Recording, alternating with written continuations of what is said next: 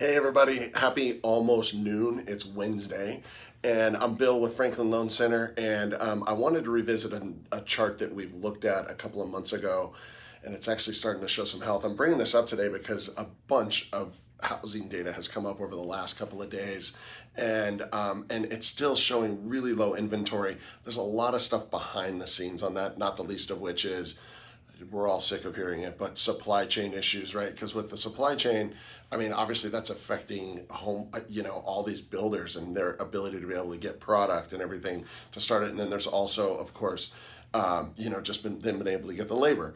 Also having a hard time getting people to go back to work. So those two things are definitely kind of keeping that inventory down, which is, it's causing some issues as well.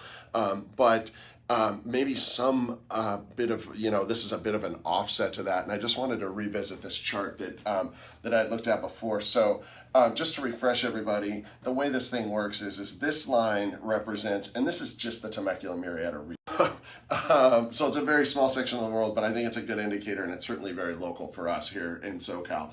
But this is the real chart of average home prices is what this is. So average, not median.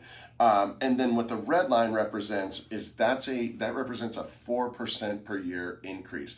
And it's starting in October of 2002 and going through, so it's about 19 years worth of data. So what I call this red line is the sanity line, and you can see here, we went way off of it and then dropped way below it. And then we've literally been clawing back for the last, what is this, almost 15 years, 13, 14 years, whatever it is, until we're now here, right? And what makes me a little uncomfortable is this red line is, we've crossed over that red line again. And I feel like the further off we get from that, the scarier the market gets. The good news is you can see that thing, and it's a little hard to see in this video, but it's finally starting to level off a little bit, which is exactly what we want to see. We do not want to see that continue to just drive up.